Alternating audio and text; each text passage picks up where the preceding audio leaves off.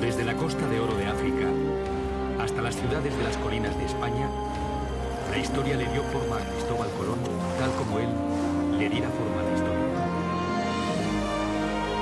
¿Cómo pudo concebir un simple marinero la idea que cambió al mundo? Y cómo esta búsqueda de riqueza y de fama lo llevaron hasta el umbral de la grandeza.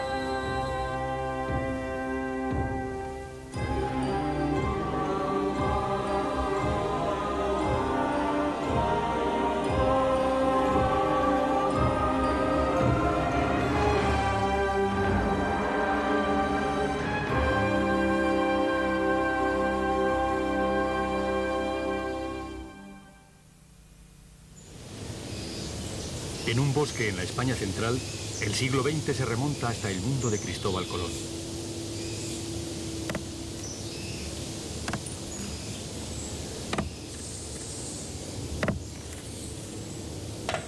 Un hombre está cortando la misma clase de árbol que los carpinteros del siglo XV utilizaron para construir las naves más famosas del mundo: la Niña, la Pinta y la Santa María.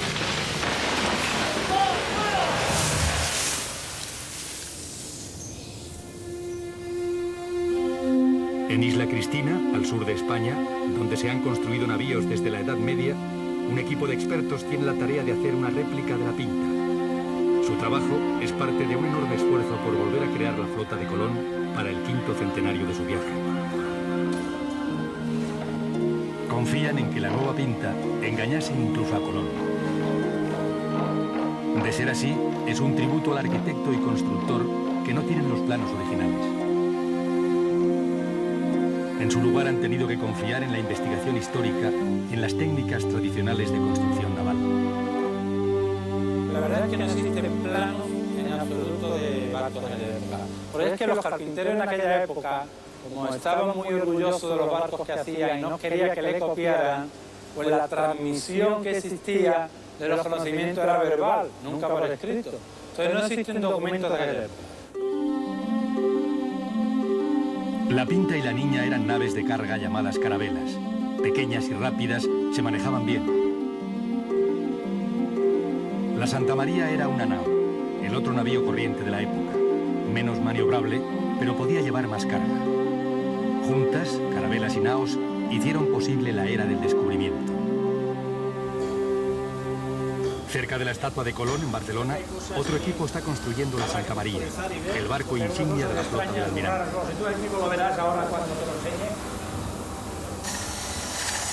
Las naves exploradoras no tenían que ser grandes, pero debían ser fuertes, lo bastante fuertes como para cruzar el océano y volver. Su fuerza se debía a una construcción sólida de la estructura con cuadernas de madera. Cuando la última cuaderna está en su sitio, el dueño del astillero, Francisco Viudes, comprueba su posición. Ahora puede colocarse la quilla superior. Pesa 1 tonelada y su longitud es de unos 30 metros, la eslora íntegra del barco. Pónselo y afírmala bien, y cuando esté esto, y me vas por la cinta, y ya queda firme el barco, y bien queda bien ligado, sobre todo bien ligado, sobre todo bien recto. Que te digo, hay que hacerlo como hace 500, mejor que hace 500 años. Cuando el casco de la Santa María está terminado, es el día del traslado. El momento de sacarla afuera, donde hay sitio para que crezca. La nave sin terminar pesa ya 250 toneladas.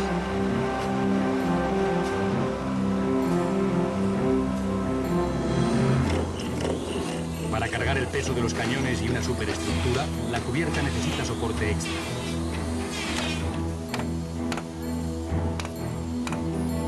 Los tableros descansarán sobre largas curvas dentadas de madera que encajan con precisión en la estructura de las cuadernas.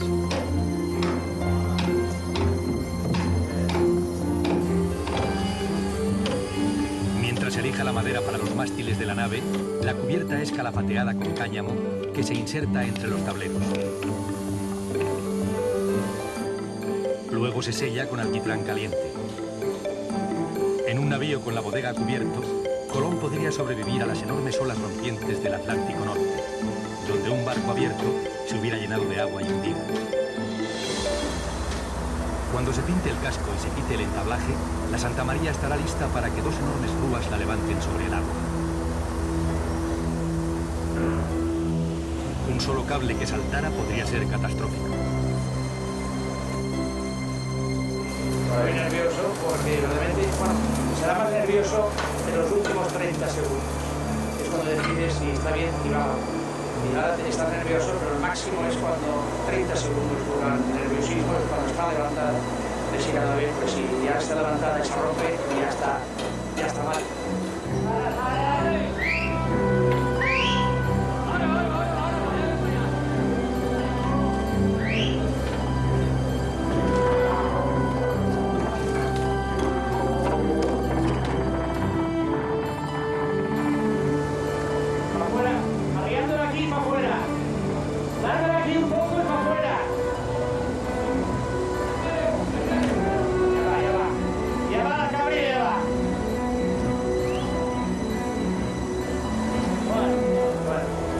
Para la nueva Santa María ha sido un viaje peligroso, aunque corto.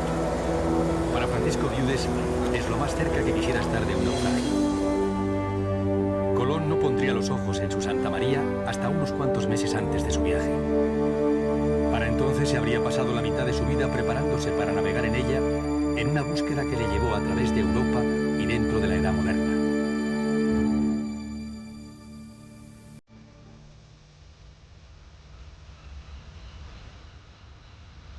Cuando Colón era joven y buscaba nuevos horizontes, el país que ofrecía las mejores oportunidades era Portugal. Fue Portugal, en el borde occidental de Europa, quien primero miró fuera por encima del Atlántico y vio un océano de posibilidades. Siendo un país pobre, con pocos recursos naturales, Portugal se volcó hacia la exploración marítima para procurarse riquezas. Hacia occidente descubrió islas como las Azores y Madeira. Hacia el sur, exploró la costa oeste africana.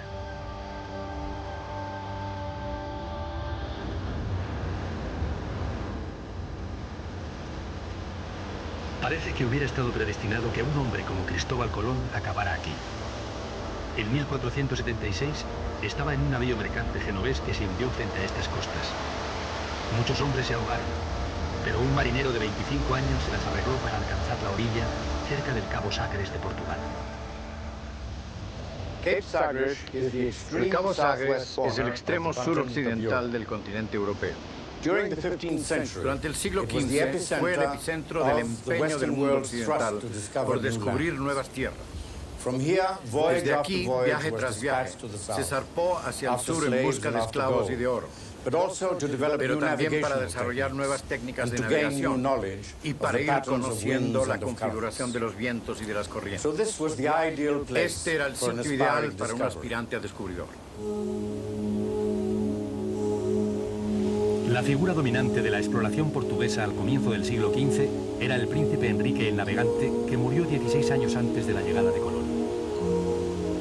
En Cabo Sagres, Enrique estableció un lugar de encuentro para que marinos emprendedores intercambiaran conocimientos sobre navegación. Desde aquí, los animaba en sus viajes de descubrimientos, instándoles a navegar aún más allá de lo que nunca lo habían hecho, por la gloria de Dios, de Portugal y por los intereses comerciales del propio Enrique.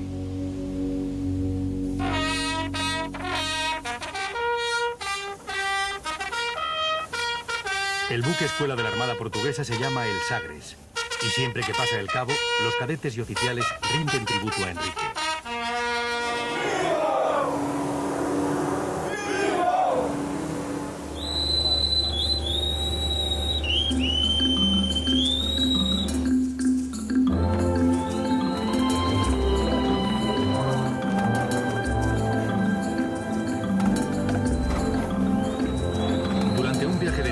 Se enseña a los cadetes las mismas técnicas que Colón aprendió hace 500 años mientras navegaba en carabelas portuguesas.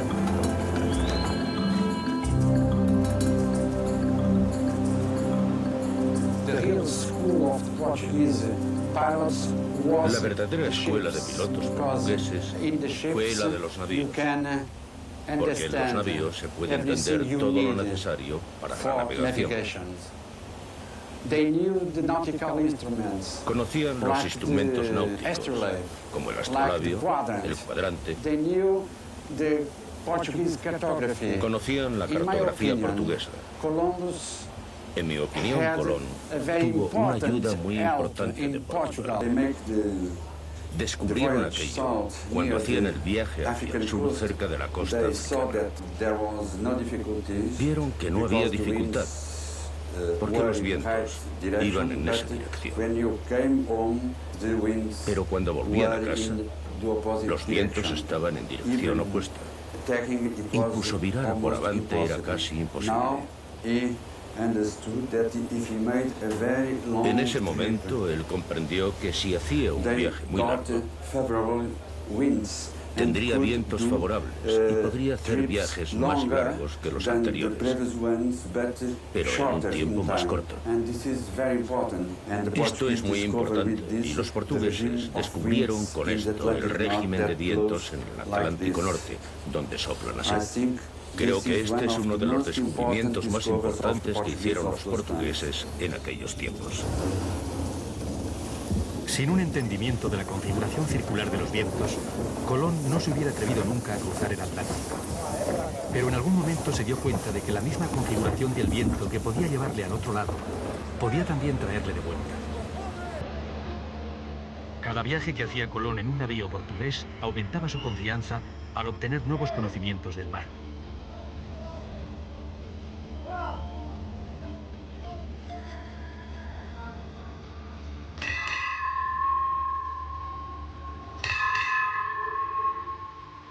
En 1478, Colón se traslada a Lisboa, donde su educación continúa.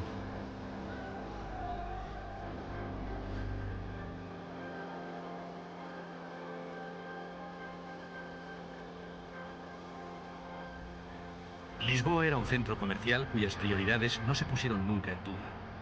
No fue por accidente que la aduana se construyera cerca del Palacio Real.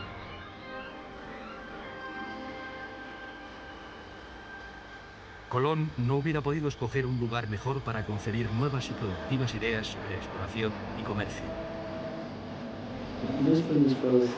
Lisboa es a la vez la capital del país y uno de los grandes puertos sobre el Atlántico, íntimamente implicada en una completa red de esquemas comerciales europeos, que en varios aspectos resultaron convenientes para Lisboa. Por ejemplo, la presencia de importantes comunidades italianas de la banca y el comercio de Génova y Venecia.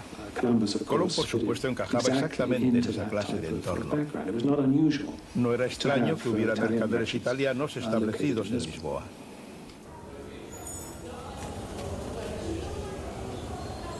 Con el auspicio de otros genoveses, Colón pudo ganarse la vida aquí a la vez que adquiría valiosa experiencia. Se dedicó a la actividad de elaborar y vender mapas marítimos, un trabajo que se continúa haciendo en el Instituto Hidrográfico de la Armada Portuguesa. Para un aspirante a explorador, este era el oficio perfecto. Como cartógrafo, Colón habría tenido toda la información geográfica más actual sobre las islas del Atlántico y de la costa oeste africana. Información que era extremadamente útil en la navegación, pero que con frecuencia se mantenía en secreto.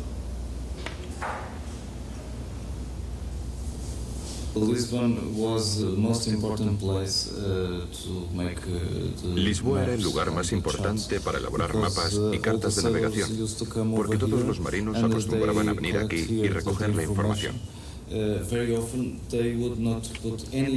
La mayoría de las veces no ponían información alguna en las cartas geográficas, a no ser que fueran algunos símbolos o algo conocido por ellos, porque preferían guardarse todos los secretos. En el pequeño puerto pesquero de Lagos, al sur de Portugal, perduran todavía muchas de estas actitudes.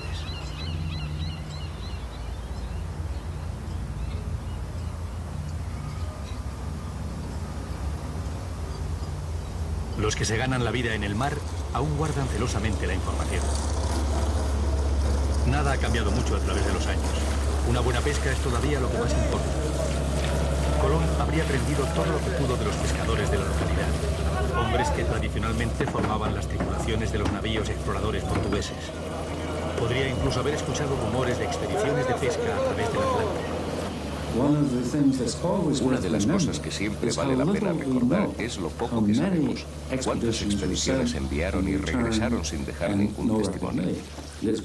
Es muy probable que la gente que cruzó el Atlántico antes de Colón para ir a los caladeros en los grandes bancos frente a Terranova guardara el secreto por haber allí una pesca tan maravillosa.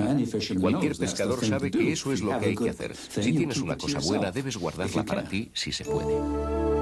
Colón también recogió información durante sus propios viajes a Inglaterra, Irlanda y luego a Islandia, donde pudo haber oído historias de viajes de los vikingos a Occidente. Pero su expedición más importante fue al sur, a la costa oeste de África.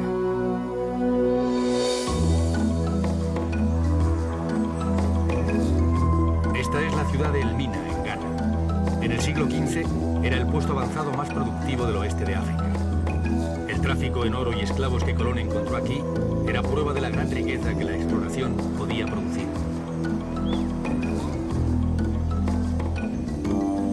Durante siglos, en Europa se pensaba que las tierras próximas al Ecuador eran demasiado cálidas para ser habitadas o productivas.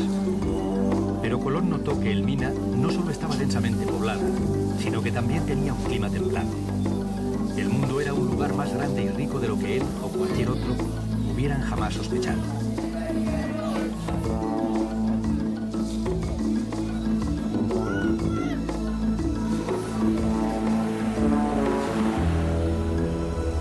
A unas 100 millas tierra adentro desde la costa, una marcha de una semana a través de la maleza para los traficantes africanos locales, yacía uno de los más ricos depósitos de oro conocidos en aquel tiempo.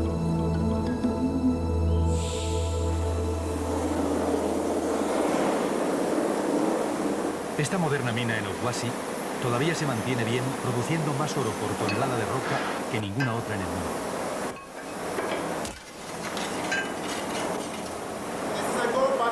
Esto es un botón de oro.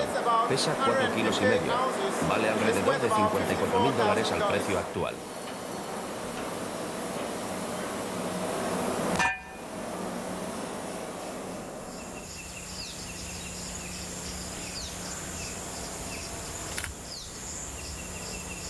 A unas cuantas millas de distancia hay una vieja mina excavada por el pueblo Ashanti, tal vez en época de Colón. La visitan un geólogo y un metalúrgico de Obuasi. La mina fue explotada en fecha tan reciente como el siglo XIX por europeos que iban buscando el oro que pudiera ver si les escapaba a los Ashanti. Se puede ver perfectamente por dónde bajaban. Eran unos magníficos mineros. Sí que lo fueron. En tiempos de Colón había aquí oro más que suficiente para justificar la excavación a mano de los pozos. Aún hay pueblos aquí donde, después de las lluvias torrenciales, los niños recogen pepitas de oro en la calle. Es de suponer que buscarían las zonas de donde venía el oro y las seguirían por el suelo a través de pozos como este. No sabemos cuántos hay, pero sin duda esta zona se extiende más de 1,5 kilómetros y hay un pozo cada 6 metros. Los jefes locales controlaban el tráfico de oro y mantenían en secreto el lugar de las minas. Todavía usan la misma clase de ornamentos ceremoniales que atrajeron a los primeros exploradores portugueses.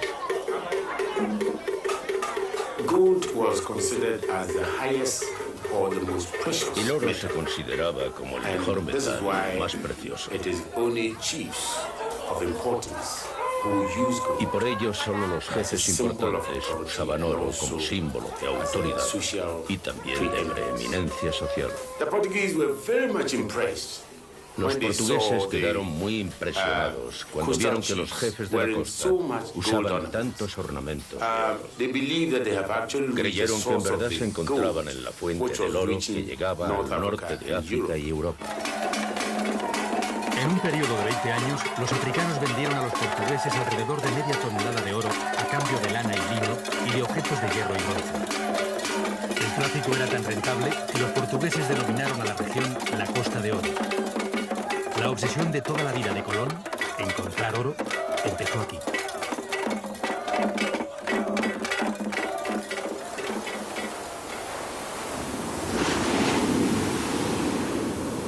Para proteger su inversión, los portugueses construyeron en 1482 un puesto comercial fortificado.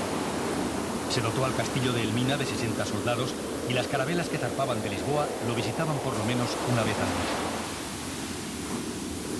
Detrás de estos muros había otra clase de tráfico que llegaría a ser incluso más lucrativo que el oro y que configuraría la visión de Colón de los pueblos del Nuevo Mundo.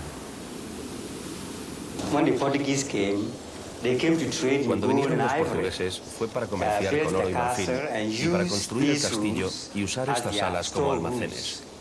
Pero cuando comenzó el tráfico de esclavos, estos salones se convirtieron en mazmorras para encerrar a los cautivos.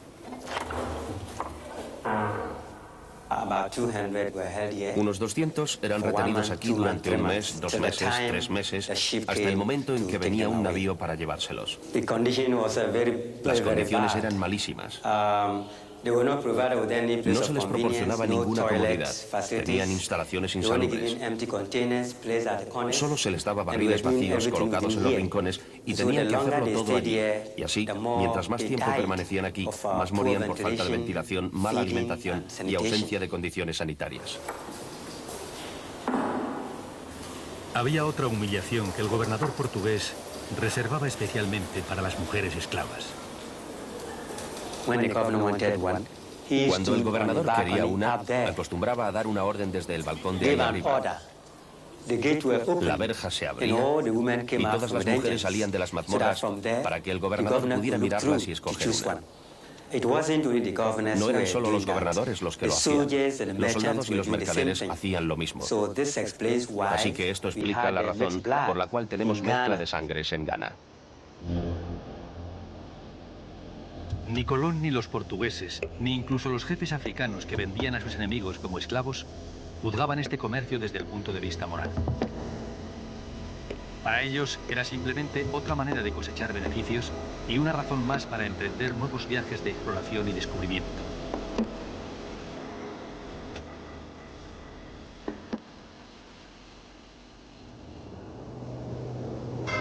Colón estaba ahora decidido a planificar su propia empresa.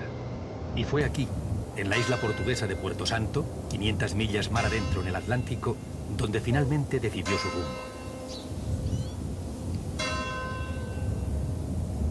Colón se trasladó a Puerto Santo después de contraer matrimonio con un miembro de la aristocracia menor, doña Felipa Perestrelo Moniz, cuyo padre era exgobernador de la isla. Fue en esta modesta ciudad donde empezó su vida de casado y donde nació su hijo Diego.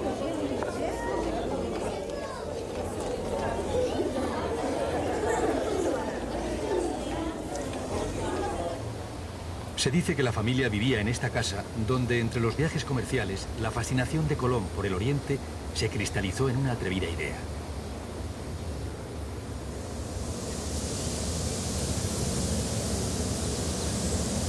Se convenció a sí mismo de que China, que él conocía como Cathay, era de fácil acceso desde Occidente a través del Atlántico. Pronto, sin importar dónde mirara, encontraba pruebas para su teoría que, no obstante, no era muy clara. Este árbol es un dragon. Es bastante exótico. Crece en Madeira, en Porto Santo y en las Canarias, pero no en el continente europeo. Por eso Colón se preguntaba si vendría de Oriente. ¿Sería uno de los árboles que Marco Polo vio en Cathay? Los vientos que predominan aquí soplan casi siempre del norte. Pero de vez en cuando, en verano, soplan fuertemente del oeste. Y después de uno de estos vientos ocasionales, Colón notó que objetos misteriosos quedaban en la playa. Por ejemplo, tomó nota de estas extrañas habas, que se conocen como fava do mar, las habas del mar. Son raras aquí, pero abundan en el Caribe. Todo esto aún se recuerda en Porto Santo, donde las llaman las habas de Colón.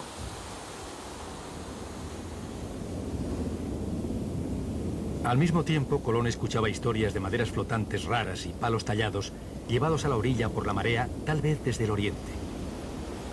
¿Y qué hay de las incontables historias de tierras misteriosas divisadas hacia Occidente? Colón había visto 2 cadáveres de cara achatada, arrojados por el mar en el norte, tal vez en Irlanda o en Islandia. Podían ser esquimales, pero a Colón le parecían orientales. En todo caso, ya tenía suficientes indicios para probar la hipótesis en que quería creer. Tenía maderas flotantes, habas, historias del mar y palos tallados. Hasta había visto cadáveres orientales. Se podría navegar, sin ir muy lejos, creía él, hacia Occidente para llegar a Oriente. Pero ¿quién apostaría por un oscuro traficante del mar? Lo que Colón necesitaba era el respaldo de un verdadero erudito, y le vino de un sector inesperado, de la vanguardia del Renacimiento italiano, de Florencia.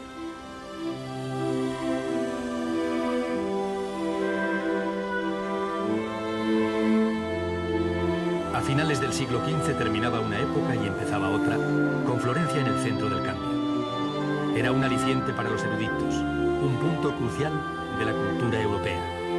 Pero Florencia era también un lugar donde el conocimiento práctico y la experimentación se valoraban por encima de la teoría abstracta y el dogma. El propio Colón era en gran medida un producto del Renacimiento y de las ciudades del Renacimiento. Es una persona práctica, está interesado en el cambio, se da cuenta de los hechos, tiene un sentido de la movilidad, está dispuesto a experimentar cosas y tiene una manera tosca pero eficaz de explicar los hechos de forma aproximada. Esto es típico de la ciudad, es también típico de la mentalidad que empezaba a surgir en el siglo XV y que algunas veces chocaba con anteriores criterios. En la Galería de los Uffizi se recuerda en frescos a otro hombre del Renacimiento, un matemático florentino llamado Paolo Toscanelli, que desempeñó un papel principal en la historia de Colón.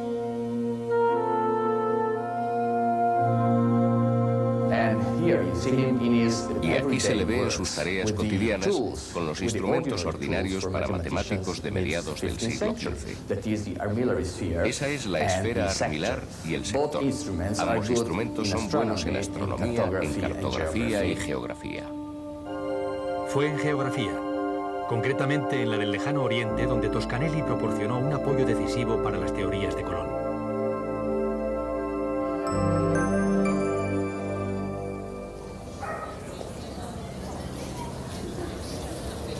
En el siglo XV, la familia Toscanelli poseía una farmacia en esta plaza donde vendían especias medicinales del lejano oriente. Para Toscanelli, la cartografía y la geografía de Oriente no solo eran asunto de interés científico, eran también asunto de beneficio comercial. Tenemos testimonios de que Toscanelli estaba continuamente preguntándose y preguntando a los viajeros que llegaban a Florencia por motivos comerciales sobre la naturaleza y distribución de los países del mundo oriental. Y esto es sin duda algo que él consideraba muy seriamente al preparar sus mapas. Estos famosos mapas, como el que envió a Fernando Martins y que acabó en manos de Colón, quien lo tuvo muy en cuenta. Con un mapa como este, Toscanelli trataba de probar que Asia se alargaba tanto hacia el este que China estaba solo a corta distancia de Europa. Para Colón, este fue el respaldo erudito que precisaba.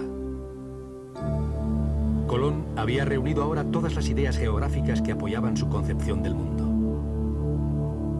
En el siglo XV, solo los más supersticiosos creían que se caerían por el borde del globo si se adentraban demasiado en el océano. La gente educada sabía que la Tierra era redonda. Lo que todavía quedaba en duda era su tamaño. El globo se divide en 360 grados, de modo que si se conoce el tamaño de un grado, se sabe el tamaño del globo. De hecho, en el Ecuador, un grado abarca 60 millas náuticas. Y los griegos y los árabes lo habían calculado con bastante exactitud. Pero Colón, al medir el grado, lo redujo al equivalente de unas 45 millas náuticas. Es decir, que redujo el tamaño del globo en aproximadamente un 25%. Y como si fuera poco, quedaba una duda: lo largo que era el continente de Eurasia. Algunos le daban hasta 3/4 partes de la circunferencia del globo, o más, alrededor de 290 grados, lo que hubiera colocado al Japón exactamente sobre las Bahamas. Las dos conclusiones le convenían mucho a Colón. En un globo pequeño, con una asia alargada, no cabían más de 3.000 millas náuticas de mar abierto. La verdad es que hay tierra a 3.000 millas al oeste de Europa, pero indudablemente no es Asia. Con total convicción en su teoría, Colón estaba dispuesto a acercarse a la corona portuguesa para pedir dinero y navíos. En 1484 presentó formalmente su empresa de las Indias. El rey, Juan II, quedó impresionado por la naturaleza enérgica de Colón y presentó la propuesta a su comisión marítima para que hicieran una cuidadosa valoración.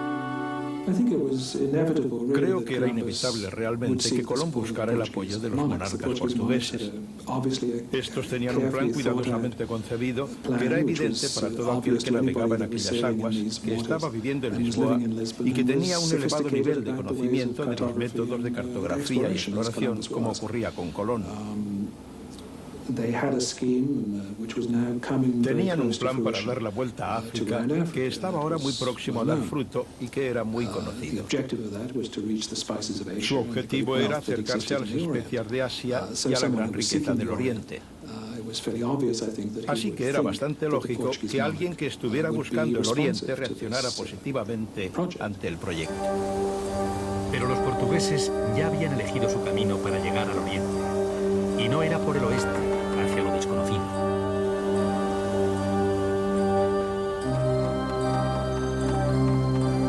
Una carabela tras otra habían zarpado hacia el sur, tratando de navegar circundando África. El éxito parecía inevitable. Y verdaderamente, solo 4 años después, en 1488, Bartolomé Díaz navegaría bordeando el Cabo de Buena Esperanza, abriendo el camino hacia el este. La propuesta de Colón fue rechazada. Estaba proponiendo una gran aventura hacia Occidente, justo cuando los portugueses estaban logrando los medios para sus grandes éxitos en el este. No tenían tiempo para esta alocada propuesta, que no parecía lógica, no parecía científica, ni práctica. Hay que recordar que se trata de gente sumamente práctica, con una mente altamente comercial, personas muy inteligentes. Algunos tienden a culpar a los portugueses de ignorantes por rechazar a Colón. Creo que este no es el caso. Quizá lo rechazaron precisamente por estar bien informados. Y así es como los portugueses ganarían la carrera al Oriente. Lo que el príncipe Enrique había iniciado muchos años antes terminaría en triunfo cuando Vasco da Gama llegó a la India en 1498. Para Colón solo hubo desilusiones. Incluso hoy no hay lugar para él en el monumento a los descubridores en Lisboa. Díaz y da Gama están aquí, pero no Colón. Hay que buscar en España para encontrar su estatua.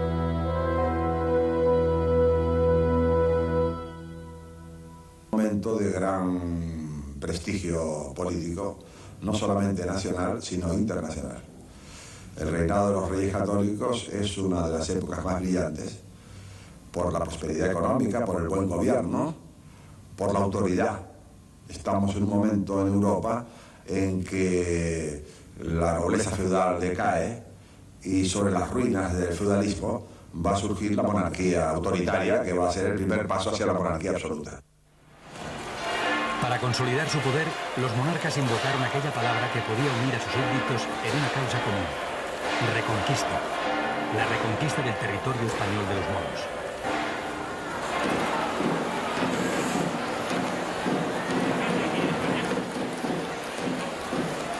En la ciudad de Alcoy y en otras ciudades españolas todavía se celebra la Reconquista. El desfile de Alcoy conmemora la derrota de un jefe moro que atacó la ciudad en 1276.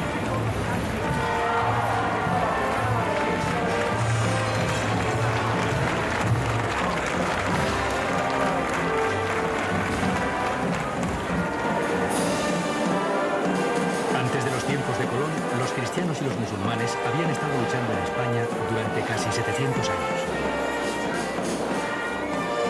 Para los nobles cristianos, la lucha por el territorio y el poder se había convertido en una santa cruzada. Una cruzada que estaban ganando.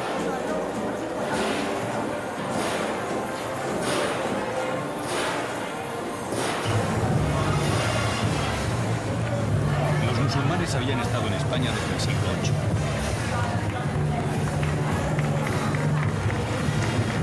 Que conquistaron con la espada, gobernaron con tolerancia. Pero al empezar el reinado de Fernando e Isabel, sus días estaban contados.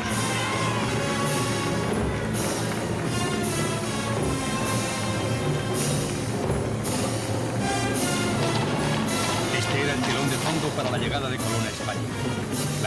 consumida por la reconquista de Granada, el último puesto de avanzada musulmán en suelo español. Como otros devotos cristianos, Colón apoyó la causa de todo corazón, aun cuando sería casi su ruina. Los largos y difíciles años de Colón en España empezaron aquí, en el monasterio franciscano de la Rábida, cerca de Palos.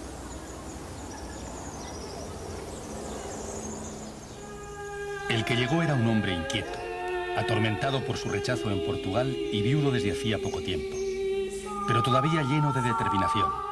Su fe en su empresa era inamovible. Colón vino con su niño Diego, que tenía sobre 6 años, porque había muerto su mujer, Felipa Morí de Presteros, en Madeira, isla portuguesa, y vino a dejar a su niño Diego con familia de su difunta mujer que vivía en Huelva, y así pues quedar él más libre para sus aventuras marineras. No sabemos cuánto tiempo permaneció Colón en la Rábida, pero sí sabemos que encontró aquí buenos amigos. Sin duda tuvo largas conversaciones con los frailes sobre su empresa. Por fin había encontrado un auditorio favorablemente dispuesto. La Rábida fue acogiendo a Colón aquí, dándole hospitalidad y solidaridad y amistad, sino también conocimientos científicos del padre Antonio Marchena y el padre Juan Pérez, influyendo ante los reyes católicos, especialmente ante la reina Isabel la Católica, ejerciendo su mucha influencia que tenía ante ella como confesor que había sido, y también intercediendo e influyendo ante los marinos de la zona, que tenían mucho ascendiente espiritual y moral sobre ellos, los frailes del monasterio de la Rábida. Un año después de pisar por primera vez España, Colón estaba dispuesto a gestionar su primera audiencia con los monarcas españoles en la ciudad de Córdoba.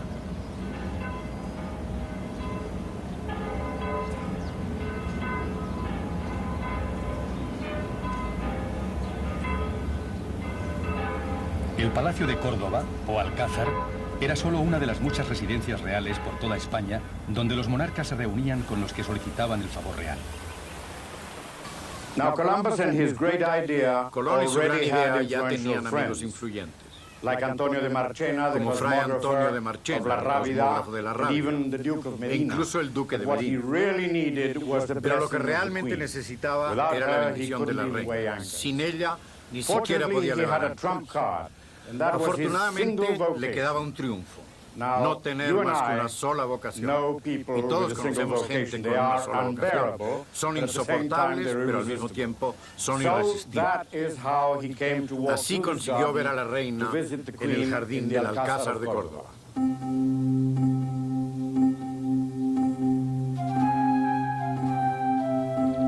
La propuesta de Colón estaba destinada a atraer a los soberanos.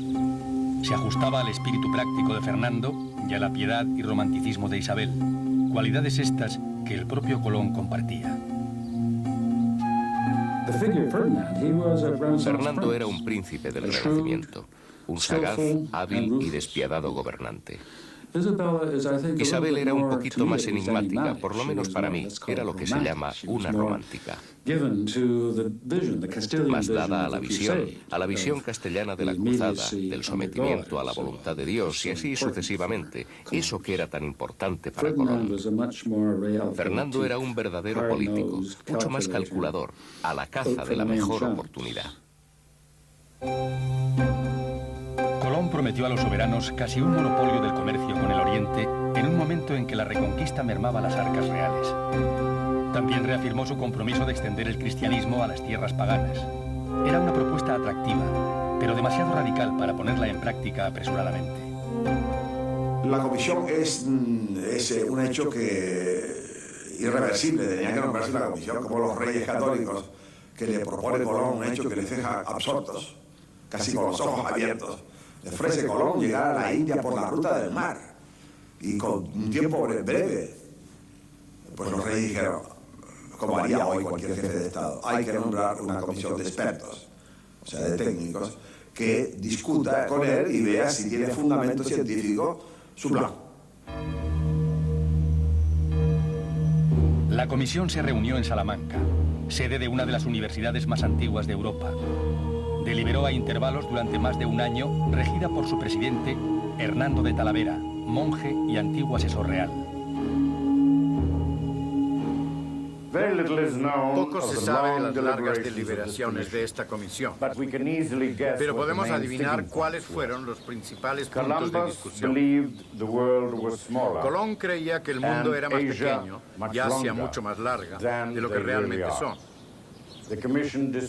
La comisión no le dio la razón. Citaron a Ptolomeo, Séneca y San Agustín.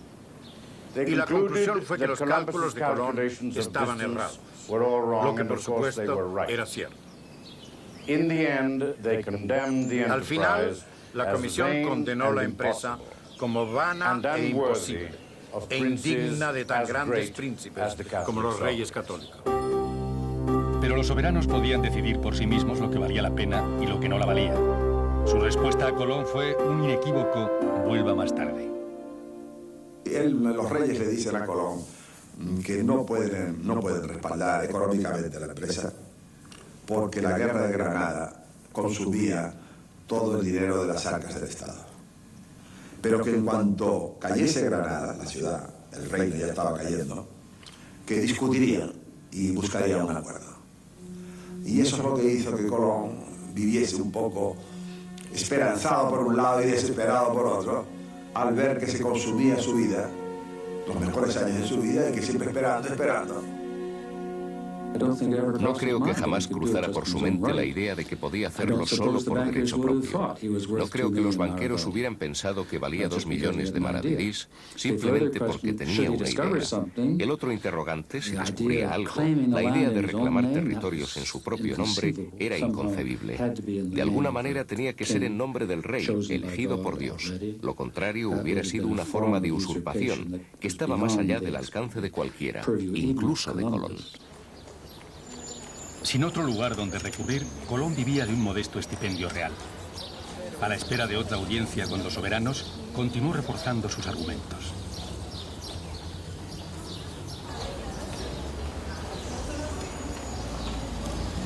Consuelo Varela ha examinado todos los documentos pertenecientes a la vida de Colón, incluyendo los de la Biblioteca Colombina de la Catedral de Sevilla. Aquí está el ejemplar de Colón de los viajes de Marco Polo o Il Milione, que proporciona una rara visión de su arte y habilidad para vender sus ideas. En el Milione, the book of Marco Polo, Columbus, in the margins of el libro de Marco Polo, Colón escribió en los márgenes del libro las cosas que le interesaban. Columbus, for instance, he wanted to be near the Colón, king por ejemplo, quería estar cerca del rey y de la reina. To be nice to them. Y ser amable con ellos. Was very fond of falcons. Y siendo el rey muy aficionado a los halcones, anotó aquí que había muchos halcones en la India. Y su majestad va a ser muy feliz con eso. También, por ejemplo, la reina era muy aficionada a las perlas. Y donde quiera que Colón encuentra perlas, en el libro escribe perlas. Supongo que eso era simplemente decirle a la reina: toda esa gente va a ser cristiana, y también vos vais a tener tantas perlas como queráis para vuestros collares, porque a ella le gustaban mucho las perlas.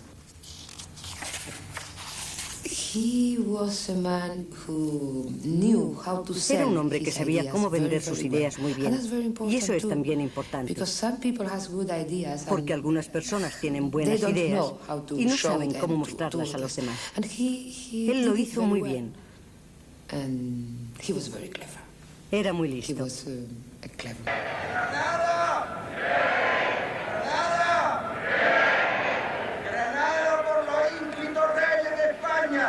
Doña Isabel I de Castilla y don Fernando V de Aragón. ¡Viva España! ¡Viva! ¡Viva el rey! ¡Viva! ¡Viva Andalucía! ¡Viva! ¡Viva Granada! ¡Viva! Cada año, el 2 de enero, Granada celebra la última rendición de los moros en 1492. Los soberanos católicos habían triunfado. Habían utilizado la Reconquista para forjar una nueva identidad nacional. Dentro del mismo año, los judíos serían expulsados y un siglo más tarde, los moros se verían obligados a elegir entre la conversión y el exilio.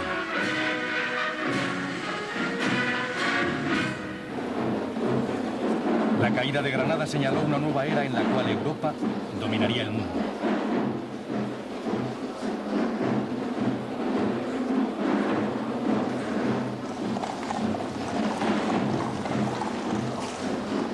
Por fin, la corona española estaba dispuesta para Colón y su empresa.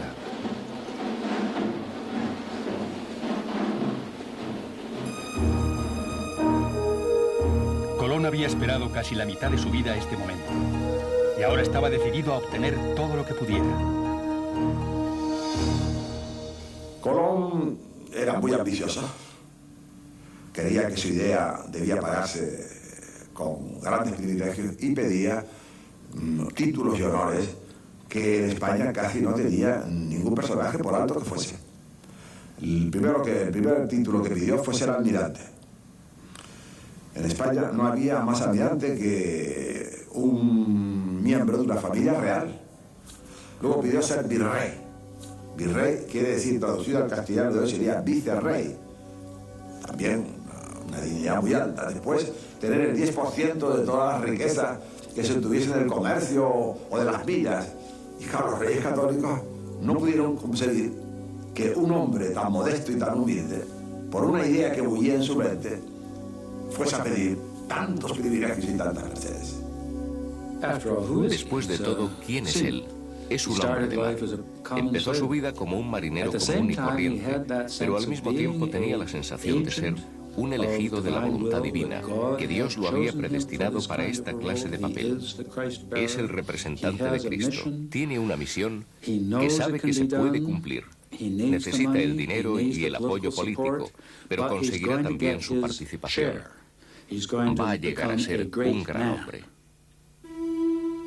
Pero Colón se había extralimitado. Pidió demasiado. Sus exigencias fueron rechazadas. Fue el rechazo más cruel de todos. Era un hombre de mediana edad, un fracasado en una tierra que no era siquiera la suya. Profundamente decepcionado, se preparó para dejar España e ir a Francia e Inglaterra.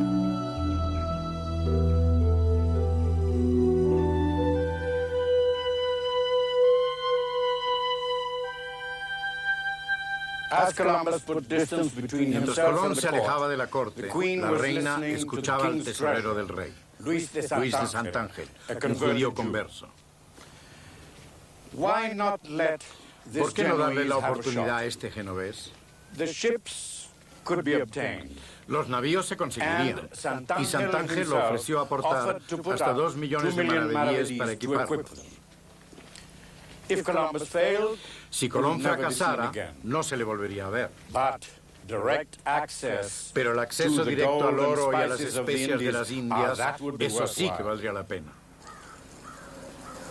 Cristóbal Colón solo se había alejado unas cuantas leguas cuando le llegó el mensaje real, cerca de Pinos Puente.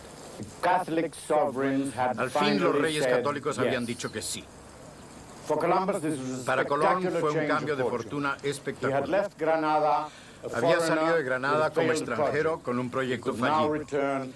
Ahora podría regresar a negociar un contrato que le convertiría en almirante de la mar Océano, y rey y gobernador de todas las tierras que descubriera.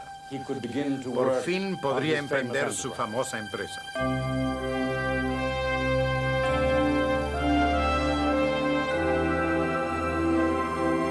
Las corrientes del comercio y la política, religión, ciencia y cultura habían llevado finalmente a Cristóbal Colón al umbral de la grandeza.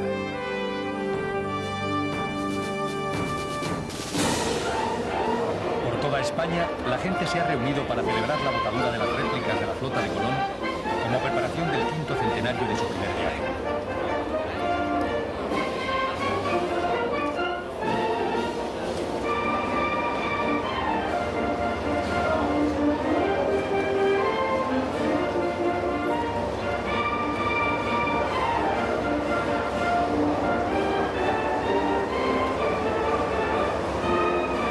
La reina de España bautiza a la Santa María 500 años después del reinado de Isabel.